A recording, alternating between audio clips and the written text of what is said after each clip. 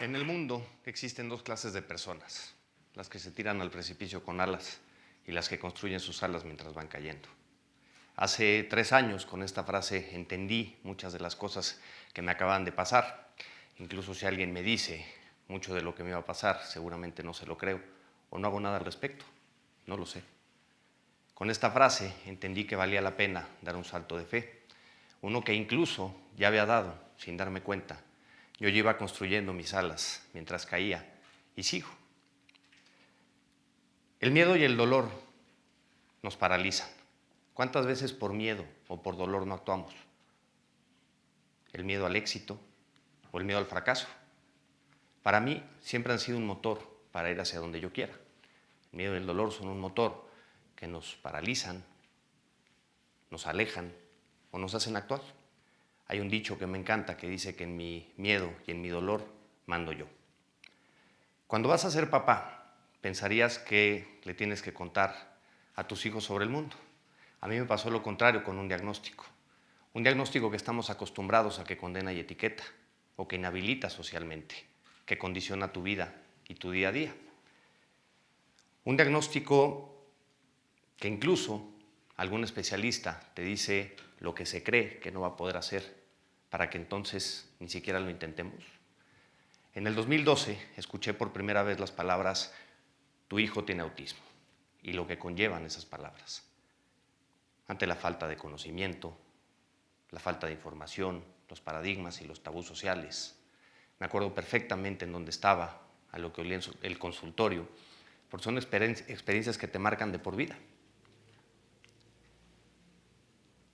El recibir comentarios como "no le digas a nadie, te lo van a etiquetar", o un especialista que te dice "ánimo" y ya, ánimo, ese lo tengo, pero ¿qué hacemos?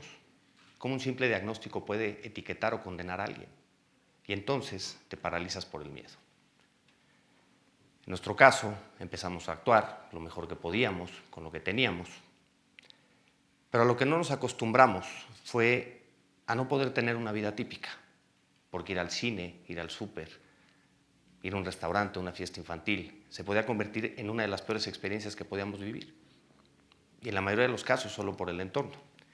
Incluso un día mi suegra lleva al súper a mi hijo y quería unas papas. Y como buenos pensadores concretos, las papas las quería justo en ese momento. Y gritó. Y una señora se acercó y le dijo: "Ese niño necesita una nalgada". Y mi suegra le dijo: "La nalgada la necesita usted. Él tiene autismo, lo suyo es ignorancia". Meses después me dijeron una frase que me marcó, que me dijeron: "Es que el autismo no le interesa a nadie". En el 2013 viví mi primer 2 de abril, que es el Día Mundial de Concientización del Autismo. Y yo esperaba algo más. Esperaba, no sé, más herramientas, mayor visibilidad, más algo que me empoderara, algún movimiento, o no sé, algo. Aún habiendo centros terapéuticos con años de experiencia, a mí me hacía falta eso. Y aunque parezca poco, vi esto, que forma parte de un movimiento internacional de Iluminar de Azul, edificios emblemáticos por todo el mundo, orquestado por Autism Speaks. Y a mí me dio esperanza, me sentí menos solo. Había algo mucho más allá que tan solo la palabra autismo, pero la gente no sabía por qué. Me di cuenta que estábamos haciendo poco porque el autismo interesara. En los medios de comunicación solo escuché: hoy se conmemora el Día Internacional de Concientización del Autismo. Escuché a un neurólogo explicando la parte científica o la parte clínica del autismo, que ya había escuchado yo incluso 2 veces y la verdad es que había entendido muy poco.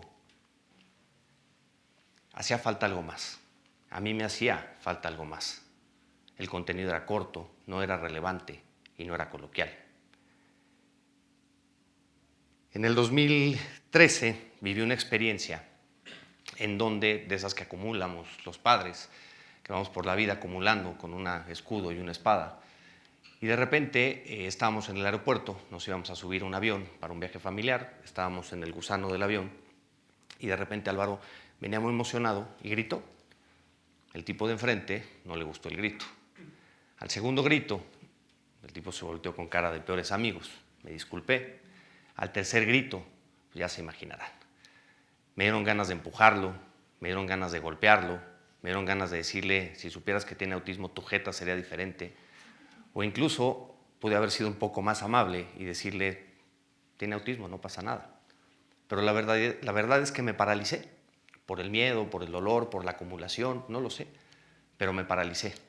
Y ante la frustración de no poder hacer nada al respecto y de no haber sido capaz de actuar, lo único que pude pensar cuando me subí al avión fue, si por mi cuenta cabe, el 2 de abril no vuelve a ser igual. ¿Cómo? No lo sé, pero esto yo no lo vuelvo a vivir.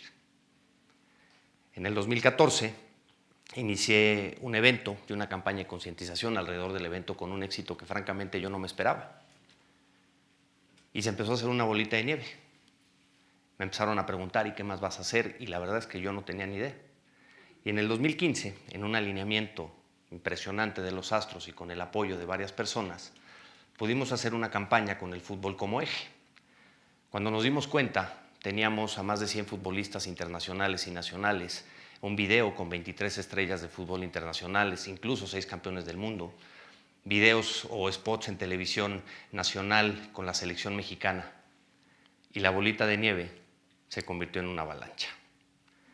Por azares del destino y en una serie de circunstancias afortunadas, acabé ese mismo año dando un discurso en Palacio Nacional frente al presidente en la firma de la Ley General de Autismo en nuestro país. Salí del Palacio Nacional, me paré en la plancha del Zócalo y solo pude pensar que alguien me explique lo que acaba de pasar con mi vida en 60 días.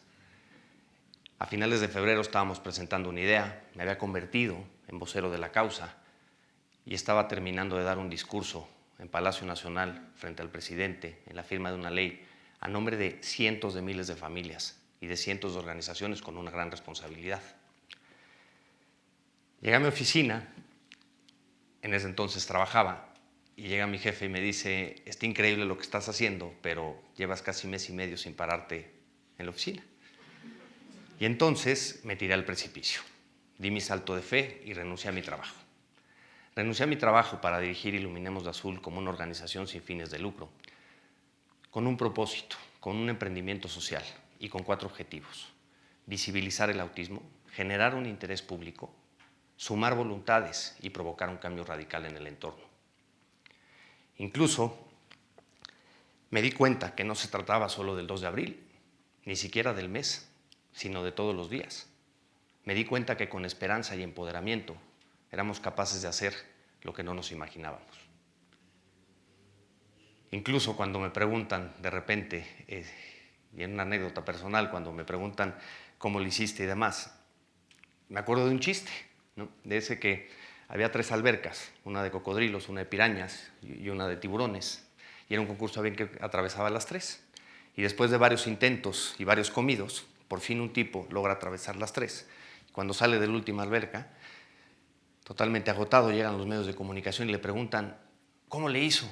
Y lo único que puede decir es, ¿quién fue el hijo de que me empujó? ¿No?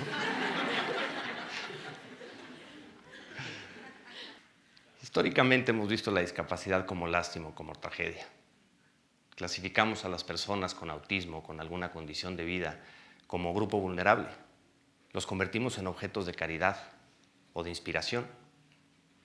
Como sociedad estamos acostumbrados al «a mí quién me puede ayudar», como si esperáramos que bajara el Chapulín Colorado a resolvernos nuestros problemas. Nos hemos convertido en una sociedad que se queja y hace poco. Hemos hecho de la queja el deporte nacional y actuamos poco. Ahora bien, hoy sabemos que 1 de cada 115 niños tiene autismo. El autismo es una condición invisible. ¿Cómo vamos a incluir lo que desconocemos? Las causas, por encima de conceptos, necesitan símbolos y colores para ser representadas. Pero resulta también que el diagnóstico puede ser evolutivo. Nosotros pasamos de un trastorno generalizado del desarrollo a un espectro autista, a un X frágil. Si la palabra autismo da miedo, imagínense X frágil. Yo digo que suena de entrada a nombre de nave, de Star Wars y de los malos. El X frágil es la principal causa de discapacidad intelectual y asociada al autismo. Y resulta que puede ser leve, moderada o severa. Hoy entiendo, y hoy lo que entiendo yo, es que la discapacidad es un concepto en permanente evolución y que nos hace falta muchísimo por entender del tema. Como colectivo, clasificamos conceptos, etiquetas o filosofías: trastorno, condición, espectro, síndrome, discapacidad, cuando no nos damos cuenta que la necesidad es exactamente la misma: inclusión. Y para que eso suceda, solo hace falta comprender. Ernesto Reaño, psicólogo y lingüista de Perú, en un libro recientemente publicado, escribe que clasificamos la discapacidad como si ésta no dependiera del entorno o de las circunstancias en donde se nace o se vive. Y piénsenlo, puede ser muy relativo. La inclusión es un derecho, no un favor. Ni siquiera deberíamos de estarlo planteando. ¿De qué se trata la inclusión? De respetar los derechos, las capacidades, los talentos, fomentar la dignidad competitiva. Imagínense, una persona con una maestría en la mejor universidad de México, lo ponemos a sacar fotocopias, porque pobrecito, tiene gripa. Un nuevo paradigma para la educación. ¿Han sido capaces de aprender o no hemos sido capaces de enseñarles nosotros? Porque lo que no nos damos cuenta es que el principal reto para cualquier discapacidad, condición, está en el entorno. Y no hace falta un entorno que resuelva, pero sí que facilite, nada más. Hoy podemos ver en medios masivos las principales causas del autismo, los estigmas o los paradigmas creados alrededor del tema, el uso peyorativo de la palabra, de burla, pero ese no es el problema. El problema es que no estamos preparados como sociedad para entender la diversidad como algo normal, que nos humaniza y que nos enriquece. Porque piénsenlo, ¿quién gana o quién se favorece de un programa de inclusión en el trabajo o en la escuela? El entorno, todos los demás. Hemos entendido la diversidad de raza, estamos entendiendo la diversidad de género y tarde o temprano entenderemos la diversidad neurológica. La inclusión no es física cuántica. Sin ser físico ni matemático, desarrollé esta fórmula, que por más compleja que pueda parecer, en realidad es muy sencilla. Solo hace falta comprensión, empatía, respeto, con ajustes y apoyos para que se dé la inclusión. Y creo que todos coincidiremos con que al mundo hoy le vendría un poquito bien, un poquito de todo esto. De la inclusión nos beneficiamos todos.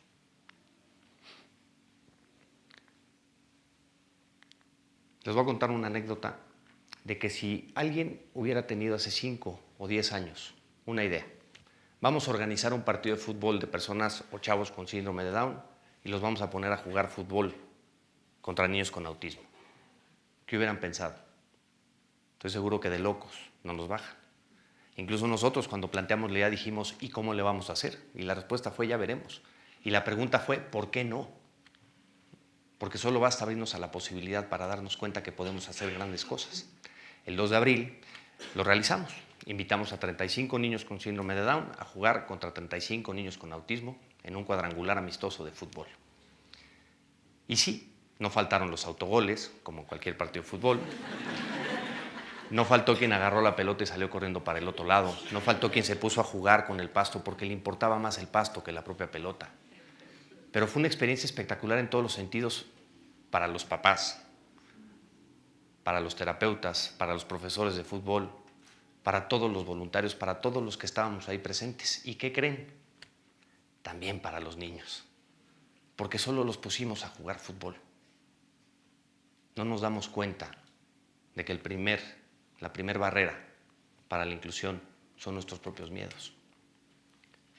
Ahora, como papá, uno de los, yo digo, peores comentarios que me pueden hacer: qué padre y qué increíble lo que haces por tu hijo. El amor por tu hijo es lo que te ha llevado a hacer. Yo digo, el amor por mi hijo está implícito.